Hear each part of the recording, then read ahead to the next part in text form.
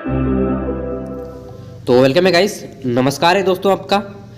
और इस वीडियो में हम लोग बात करने वाले हैं हिस्ट्री पीजी के बारे में। जितने भी लोग हिस्ट्री से पीजी कर रहे हैं यानी कि एमए कर रहे हैं, तो उनका पेपर किस टाइप से रहता है आइए देखते हैं। और पेपर है सेमेस्टर 1 का पहला paper, history honours MA semester 1 का पहला पेपर। 4 पेपर होते हैं, ठीक है। तो इसमें यह आपका पहला पेपर है, चाहे आप इग्नू से कर रहे हैं या फिर किसी भी यूनिवर्सिटी से कर रहे हैं, ठीक है। तो आपके 4 पेपर रहेंगे ही रहेंगे। तो आइए जानते हैं पहले पेपर के बारे में। और 70 मार्क्स का एग्ज़ाम है और समय आपको 3 घंटे दिए जाते हैं। 21-23 सेशन का पेपर है। इस पेपर में बोला गया है कि किन्हीं 5 प्रश्नों के आंसर दें। आंसर आप हिंदी या फिर इंग्लिश, 2 में से किसी भी एक भाषा में दे सकते हैं। किन्हीं 5 प्रश्न का आंसर करना है, जिसमें से क्वेश्चन नंबर 1 कंपलसरी है।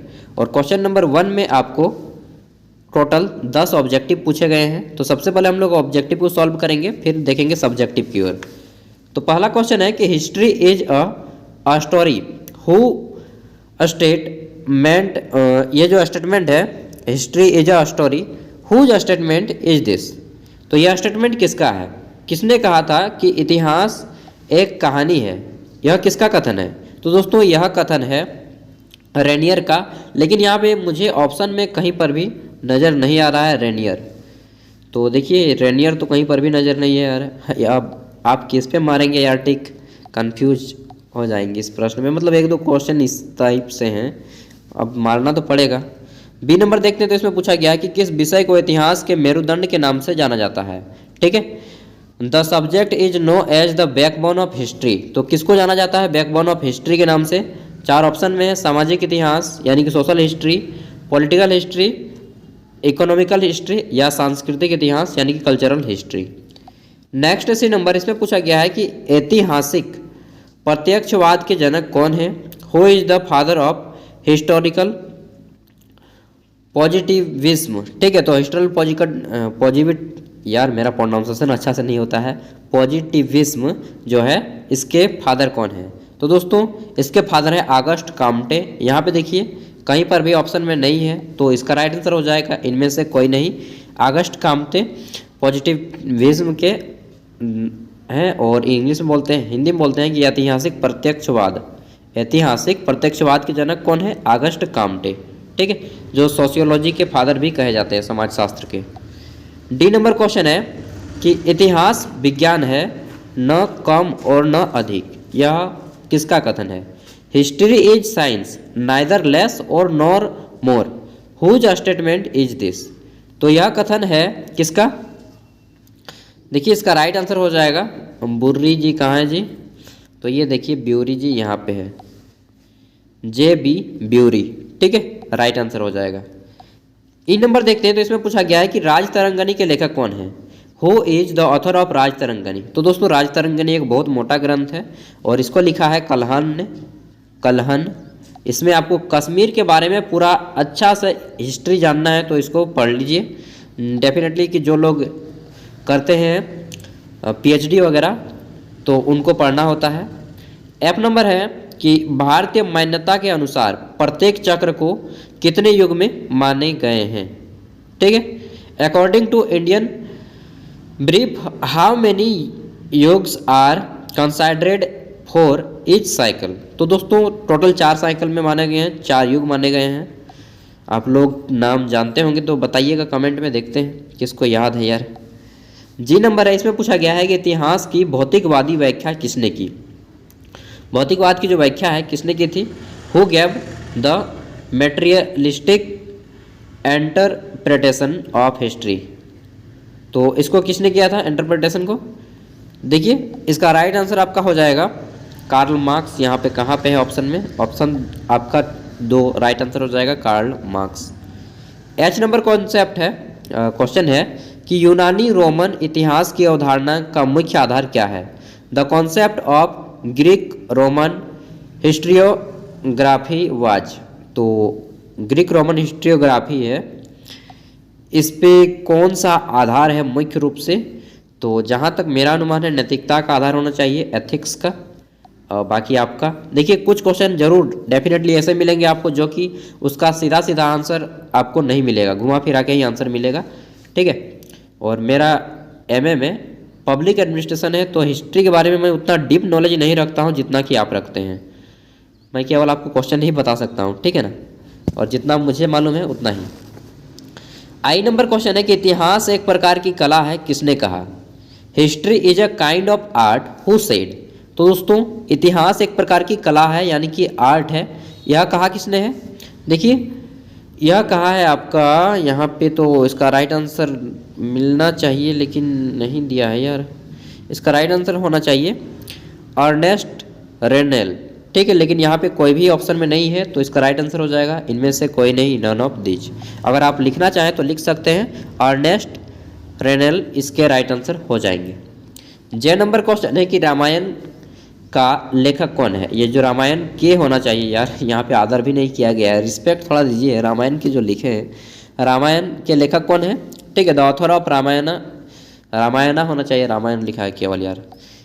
तो रामायण को लिखा है महर्षि वाल्मीकि ने, ठीक है। रामचरितमानस को लिखा है तुलसीदास ने, वेद व्यास ने लिखा है महाभारत, तो इसका राइट आंसर हो जाएगा वाल्मीकि। आगे देखते हैं, तो अब आता है क्वेश्चन नंबर 1 का भाग बी।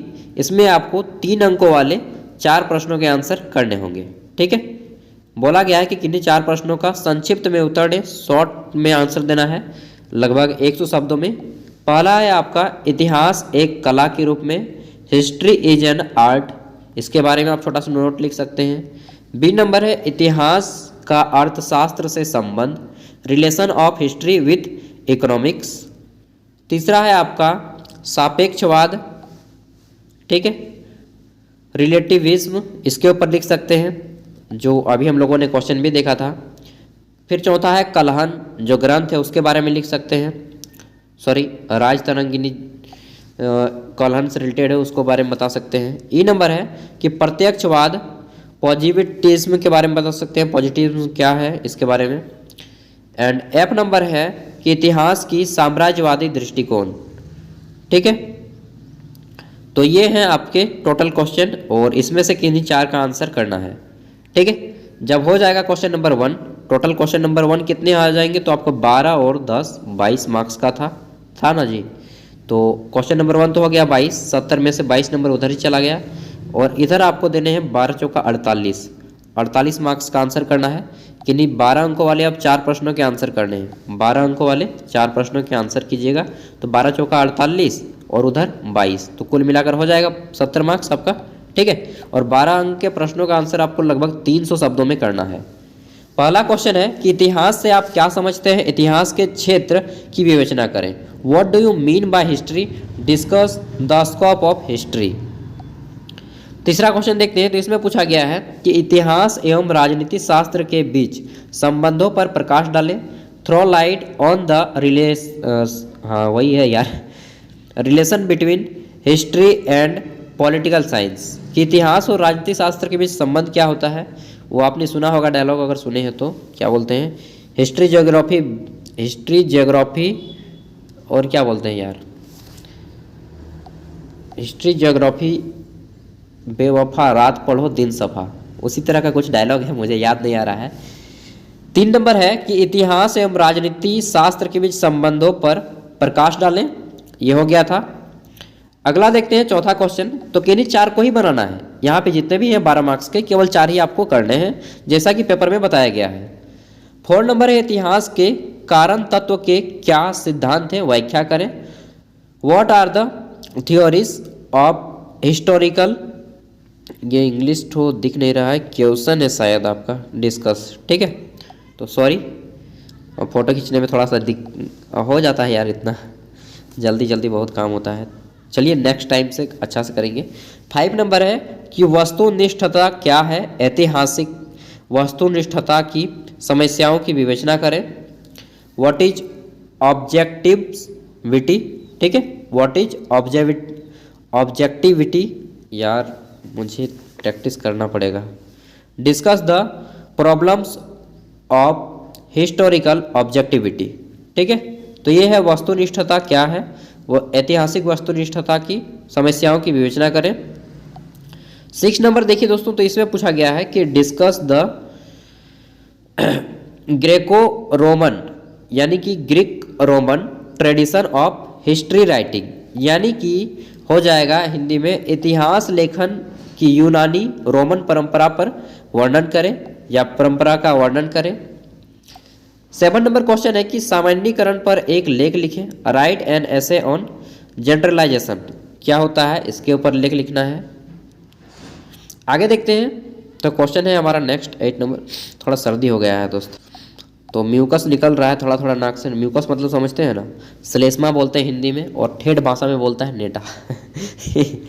चलिए 8 नंबर क्वेश्चन है कि मध्यकालीन भारत में अबुल फजल के लेखन का वर्णन करें, describe the writing of Abul Fazl in medieval India.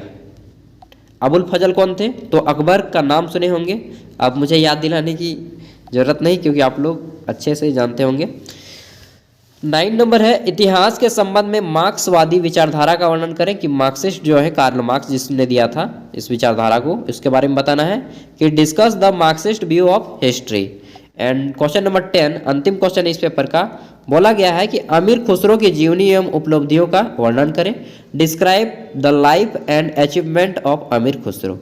तो ये थे दोस्तों आपका पेपर, इसमें 12 अंकों वाले 4 प्रश्नों के आंसर करने हैं एंड क्वेश्चन नंबर 1 कंपलसरी है, ठीक है। और बाकी जितने भी एग्जाम होंगे आपके सभी इसी पे बेस्ड होंगे, चाहे आप इग्नू से करें, चाहे आप कोई भी मतलब जितने भी यूनिवर्सिटी हैं, स्टेट यूनिवर्सिटी बहुत सारे हैं, BBMKU हो गया, BBE हो गया, रांची यूनिवर्सिटी हो गया, पटना यूनिवर्सिटी हो गया, ठीक है, नालंदा विश्वविद्यालय, बहुत सारे हैं यार। तो जहाँ से भी कर रहे हैं ऑल द बेस्ट मेरी ओर से, अच्छे से एग्जाम दें। एंड इसी तरह से मैं आपका पेपर 2, 3, 4, 5 सब ला दूंगा। वीडियो के डिस्क्रिप्शन में लिंक मिल जाएगा, आप वहाँ से भी जा करके देख सकते हैं, इसका PDF भी डाउनलोड कर सकते हैं। ऑल द बेस्ट, अच्छे से पढ़िए और काम धाम करिए यार। अगर आप बेरोजगार हैं तो प्लीज़ कोई काम ज्वाइन कर लीजिए, बेरोजगार मत बैठिए, खाली पढ़ाई लिखाई करने से कुछ नहीं होता है, ठीक है। देश को भी कुछ दीजिएगा प्रॉफिट, तब ना घर वालों को भी। Thank you, all the best.